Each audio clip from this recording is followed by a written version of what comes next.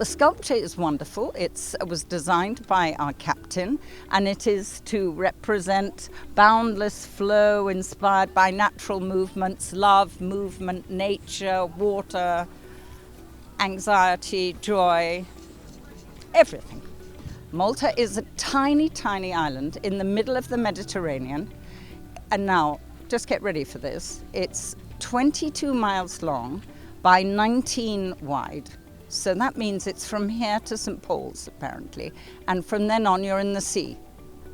It's tiny. This is the first time I've had the pleasure of coming to a snow competition, and it's such fun, so much camaraderie. Because normally as a sculptor, you work by yourself in your studio. And here I am meeting all these other sculptors. It's absolutely wonderful. And Stillwater is extraordinary, and Bay Point as well. And you have looked after us. We were in the elementary school yesterday with all the children, telling them about Malta, telling them about the snow competition. And we can't thank you enough. Minnesota, you're extraordinary. The Maltese is grazie hafna. Thank you so much. Well, we're making this sculpture which represents unity, and we hope that the outcome will be one line which is united by itself, and it's symbolizing how all of the encounters with other people and situations are building who we are as humans. Well, when the temperatures go up, it's like with any other snow, it melts. So the first layers of the sculpture is, the Americans call it mushy. It's like soft and wet. So we're waiting, we were told that later today it will get colder again. So we're waiting for that so that the surface of the sculpture becomes more easy to polish. There's no bad weather, there's only bad gear. And we have a lot of great clothes. So, and if the team members are complaining because of the cold, then I will just make them work harder and faster. What we have noticed is like a big interest in our work, and of course, people are also interested in the result, but I've been surprised that so many people are actually having a conversation about the tools, and there's a big interest, and people here in Stillwater are really open-minded and open to having conversations, and it's really special here.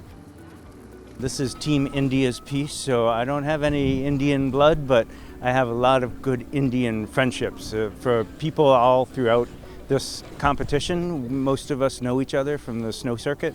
And we often form teams that have a member of another country, and that's one of the magical things about this event is the cultural exchange.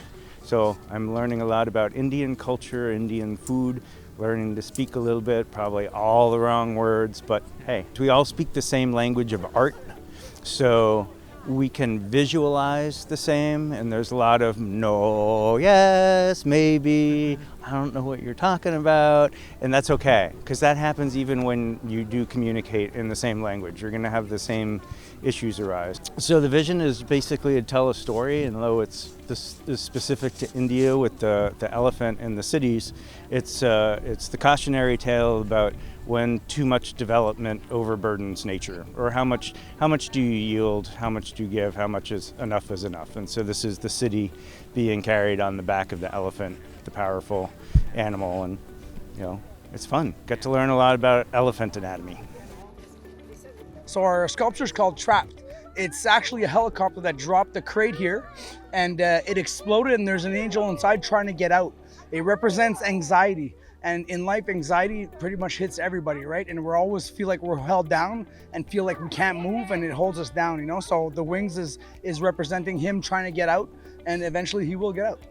I've been sculpting now for over 20 years, traveling around the world with my buddies here, Team Mexico. We teamed up about 8 years ago and have been ever since, either going through Canadian team or Mexican team. For the temperature, when we got here, it was freezing cold, so that's perfect for the blocks. It gave it enough time to freeze. So the next 2 days of hot weather is not so bad because the sun's not out. Yesterday was brutal because of the sun, but today it's warm, no sun, it's still nothing's melting. So it's all great for that. And then by the end of the day, it's gonna get a little colder, and we're gonna be golden for the rest of the weekend. And luckily they'll be able to stand up for a week or so, and not be melted by the weather. It's called Mind on Your Money, Money on Your Mind, and what it's depicting is how somebody chases money their entire life, and at death, what do you have left there is what it is. It's all primitive tools. Mike makes some, and Josh makes a lot, as well. So no, they're all handmade tools by the fellas. Mike Seeley, he's made a lot of his own. Everything that he has too is all custom made. Like I was saying, it's kind of like sculpting mashed potatoes right now. It moves around, it's hard, but after 12 o'clock, it will start dropping, so it'll be real good sculpting again, from, probably 4 or 5 o'clock on is what it'll be.